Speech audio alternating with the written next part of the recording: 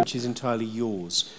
If you would like to ask Ian questions, do please put up a hand, and I'll try and be judicious in selecting people to ask questions. We have the house lights up too. Yeah, that would help a lot, actually. Could we take the first question? There are handheld microphones coming around. First question from just there, and the next one from behind, please. Hi. Hi. I'm a big fan of your books, and Oh, right, okay. This I can do. as a reader, I often try to identify an author or a writer to a subject, mainly so I could say to my friends, you have to read this guy who writes about this stuff. And it's been difficult for me with you because all your books are so different. But what I've come to find is that it's often about slightly extraordinary human relationships, which are also often tragic, where there is the uncommon family relationships in the cement garden, or the weird infatuation in an enduring love, or the tragic love in adornment, or the friendship in Amsterdam. And what would you think of that? Would be, do I have permission to tell people you have to read this guy that writes about really weird and extraordinary human relationships? Yeah. I'm not sure I should be helping you with this. I'd like you to say to your friends, I can't quite define him. He's so... But, I mean, you do, you clearly have read a good deal of my work, and your summary is I can't contest it. All I can do is fall back on the whole culture of literature and say that, on the whole, it describes troubled human relationships.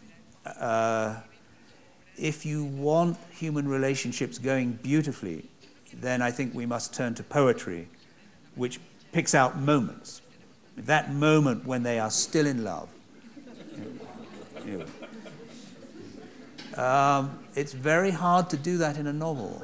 To be in love on page 1 and still in love on page 380, but also still in love in page 200.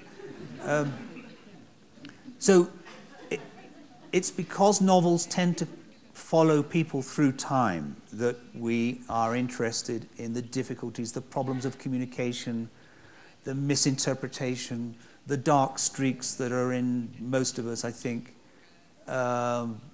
all set against our capacity for love, kindness, courage, invention.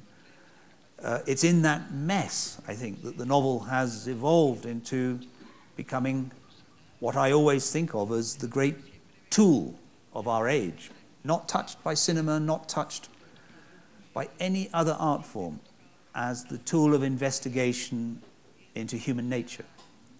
You won't get it in the cinema. You cannot get inside people's heads, either on stage or in cinema, in the way you can at length in the novel. So I would be very pleased if you would tell your friends that you're completely baffled.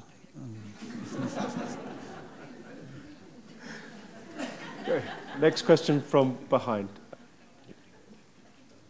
I would like to ask you, I've been wondering, when you become a writer, Yes. do you try to imitate other writers, or do you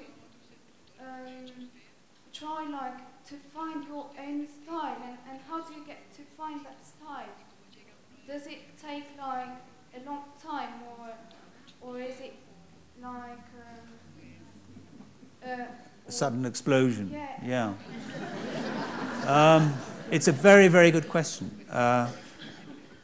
I started my writing life writing short stories, often in imitation of or even pastiche of the writers I loved. And I think all writers at the beginning of their career and throughout their career, the one responsibility they have to do is read. You must read. You must read the great writers of your own culture and other cultures. If you imitate them, fantastic for a while. For a while. But if you don't read the great writers or the writers you love, put it that way, don't have to be the writers of the canon, they can be the writers you love, you will end up being influenced by them anyway. They will influence you. You won't even realize you're imitating them, because most of the good writers have seeped into the culture in such a way that we end up unconsciously imitating them unless we've educated ourselves. And also, as I said just now in response to the other question, the novel has evolved.